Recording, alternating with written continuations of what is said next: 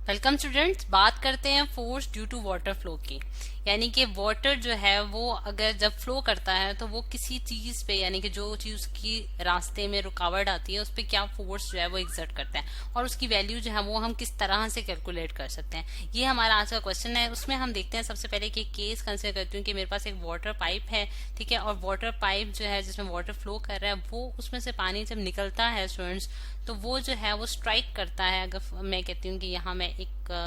यहाँ एक मैंने वॉल बना दी है, ठीक है, ये वॉल पे जब वो स्ट्राइक करेगा तो उसके ऊपर वो कोई ना कोई फोर्स एक्सर्ट करेगा, ठीक है, यानी कि वाटर जो है उसके ऊपर कोई ना कोई फोर्स जो है वो एक्सर्ट कर रहा होगा। अब वो फोर्स जो है, यानी कि वो फोर्स जो है वो हम किस तरह से जो है वो कैलकुलेट कर सकते हैं और वो किन किन चीजों पे डिपेंडेंस होगी उसकी, ठीक है। उसमें सबसे पहले हम देखते हैं कि अगर हम ये कहती हूँ कि मेरे पास जो वाटर है जब वो पाइप में से निकलता है स्टूडेंट्स, यानी कि वाटर पाइप में से जब वो निकलेगा तो उसके पास जो इनिशियल वेलोसिटी होती है स्टूडेंट्स, वो हम कहते हैं कि मेरे पास v जो है वो इसकी इनिशियल वेलोसिटी है, ठीक है। v वेलोसिटी से जो है वो वाटर जो है वो पाइप में से जो है वो बाहर निकल रहा है और फिर after colliding with the wall जो है वो क्या करता है, वो in the state of rest आ जाता है, यानी कि वो ठहर जाता है पानी, यानी कि यहाँ से वो स्ट्राइक होके जब वो पानी गिर गया तो उसके बाद वो in the state of rest आ गया, यानी कि उस टाइम उसकी जो वेलोसिटी की वैल्यू हो जाएगी वो हमारे पास क्या हो जाएगी, फाइनल वेलोसिटी की वैल्यू हो जाएगी 0 और इनिशियल वेलोसिटी जो है वो उसके पास क्या है, हमारे पास v वेलोसिटी है, ठीक है। अब अगर हम देखें स्टूडेंट्स कि मैं इसकी वेलोसिटी में चेंज कैलकुलेट करना चाहती हूँ तो vf माइनस vi जो है वो हमारे पास चेंज इन वेलोसिटी को रिप्रेजेंट करेगा, जो कि मेरे पास इनिशियल वेलोसिटी क्योंकि 0 है तो 0 माइनस v जो है वो मेरे पास फाइनल वेलोसिटी, इनिशियल वेलोसिटी है तो मेरे पास माइनस v जो है वो in the change in velocity जो मैंने कैलकुलेट कर ली वो हमारे पास क्या आई है, minus v।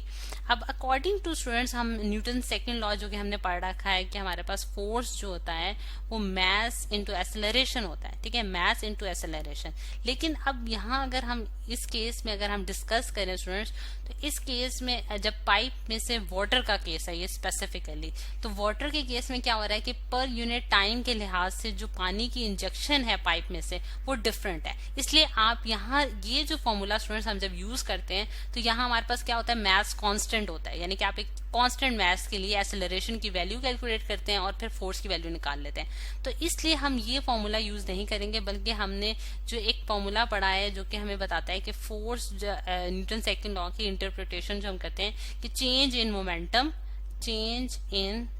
Momentum per unit time, ठीक है,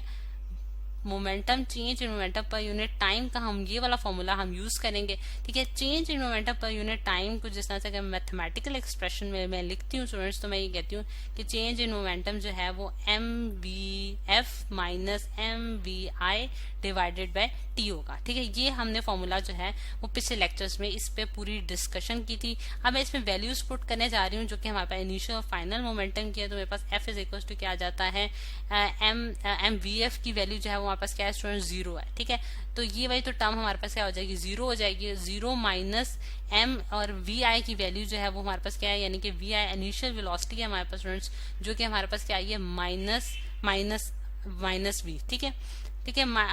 सॉरी माइनस v नहीं है हमारे पास v है, सॉरी इनिशियल वेलोसिटी हमारे पास क्या है स्टूडेंट्स, हमारे पास v है, ठीक है, और डिवाइडेड बाय t, तो मेरे पास क्या आंसर आ गया, minus mv divided by t, ठीक है। तो ये स्टूडेंट्स हमारे पास फोर्स की वैल्यू जो कि हमने इस इक्वेशन से जो है वो कैलकुलेट कर ली। अब यहाँ जो है इस चीज को मैं किस तरह से लिखूंगी, यानी कि m divided by t multiply, minus sign में यहाँ डालूंगी मस्ट इंटू और v, ठीक है, यानी कि इस चीज को मैंने थोड़ा सा इस तरह से करके क्यों लिख दिया है, क्योंकि मैंने जिस तरह से आपको यहाँ एक्सप्लेन किया है कि वाटर का केस थोड़ा सा इसलिए डिफरेंट है कि पर यूनिट टाइम के लिहाज से जो इंजेक्शन हो रही है वाटर की, अगर मैं केजी में जो है उसका मैस मेजर करूं, मतलब कि इतने केजी ऑफ मैस जो है वो इसमें से निकला है, तो मैं पर यूनिट टाइम के लिहाज से देखूंगी कि अगर 1 सेकंड में इस पाइप में से इतना वाटर निकला है, 2 सेकंड्स में इतना निकला है, यानी कि टाइम के लिहाज से उसकी मैस में जो है वो वेरिएशन आ रही है, ठीक है। और v जो है वो यहाँ हमारे पास चेंज इन वेलोसिटी को जो है वो शो करेगा। तो इस तरह से जो है वो हम इस चीज को देख सकते हैं। और फिर एक अब जिस तरह से हम ये कहते हैं कि ये तो एक एक्शन था जो कि परफॉर्म किया है वाटर ने जब वो स्ट्राइक करता है वॉल के साथ, लेकिन एज अ रिएक्शन जो होगा वो क्या होगा कि जो वॉल है वो भी वाटर पे एक रिएक्शन करेगी, जिसकी वजह से उसको वो या नीचे फेंक देगी या डिफरेंट डायरेक्शन में उसको स्पैश कर देगी, जिससे हम क्या कहते हैं कि एक्शन और रिएक्शन जो है, जो कि according to Newton's third law जो है है जो कि हमने पढ़ रखा है, वो क्या होते हैं, सेम मैग्नीट्यूड्स के होते हैं लेकिन ऑपोजिट डायरेक्शन के होते हैं। यानी कि एक्शन जो होता है वो सेम मैग्नीट्यूड का होता है रिएक्शन के मुकाबले में, लेकिन उनकी जो डायरेक्शन होती है वो ऑपोजिट होती है। अब डायरेक्शन ऑपोजिट होने की वजह से, क्योंकि हम जानते हैं कि फोर्स जो है वो एक वेक्टर क्वांटिटी है, तो उसके साथ हम क्या करेंगे, रिएक्शन फाइंड आउट करने की। ये हमारे पास एक्शन फोर्स है, यहाँ मैं लिख भी देती हूँ कि मेरे पास ये एक्शन फोर्स है और ये मेरे पास रिएक्शन फोर्स है। ठीक है, यानी कि जो उसके रिएक्शन में जो फोर्स आई है वो हमारे पास रिएक्शन फोर्स कहलाएगी, वो हमारे पास क्या होगी, माइनस एक्शन फोर्स। ठीक है, यानी कि माइनस एक्शन फोर्स हमारे पास क्या आई थी, M V divided by T. तो जिससे मुझे ये मैं कैलकुलेट कर सकती हूँ, तो ये मेरे पास आ जाता है M V divided by T. तो ये हमारे पास रिएक्शन फोर्स आ जाती है, जिसका सिर्फ जो है साइन डिफरेंट है, क्योंकि ये माइनस साइन के साथ है और यहाँ पॉजिटिव साइन आपको नजर आ रहा है। तो ये है स्टूडेंट्स हमारे पास कि जिस तरह से हम फोर्स की वैल्यू हमने कैलकुलेट की कि जब वाटर जो है जब वो फ्लो करके किसी आगे किसी ऑब्जेक्ट पे जो है वो कोई फोर्स अप्लाई करेगा, तो उसकी वैल्यू हम किस तरह से कैलकुलेट कर सकते हैं। अब अगर हम इसी चीज को फर्दर देखें तो हम ये कहते हैं कि अगर एक एग्जाम्पल के तौर पे मैं आपको थोड़ा सा एक्सप्लेन करती हूँ कि जिस तरह से अगर मैं वाटर के पाइप का ही केस हम कंसिडर करते हैं कि हमारे पास अगर एग्जाम्पल के तौर पे मेरे पास जो है वाटर में से 3 kg पर सेकेंड के लिहाज से जो है वाटर इंजेक्ट हो रहा है, यानी कि पर केजी जो है वो 1 सेकेंड्स में जो है वो 3 kg जो है वो वाटर इंजेक्ट हुआ है। ठीक है, तो और इसमें जो चेंज, इसकी वेलोसिटी में जो चेंज आया है मतलब कुलियन की वजह, आफ्टर कुलियन और बिफोर कुलियन, तो हमारे पास कितना आया 5, यानी कि ये हमारे पास उसका मास पर यूनिट टाइम आ गया। ठीक है, ये मतलब ये मैं इसकी क्या करने लगी हूँ, एक तरह से एक एग्जाम्पल सॉल्व करने लगी हूँ। ठीक है, और मेरे पास जो चेंज इन वेलोसिटी आई है स्टूडेंट्स, वो हमारे पास आई है 5 मीटर्स पर सेकेंड। ठीक है, तो अगर मैं कैलकुलेट करना चाहती हूँ कि वो कितनी फोर्स होगी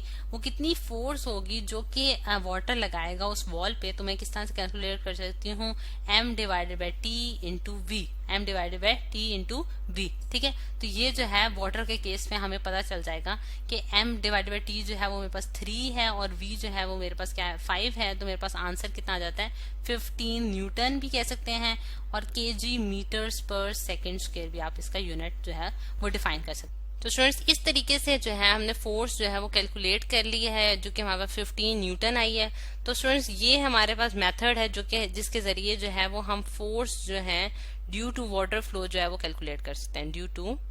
वाटर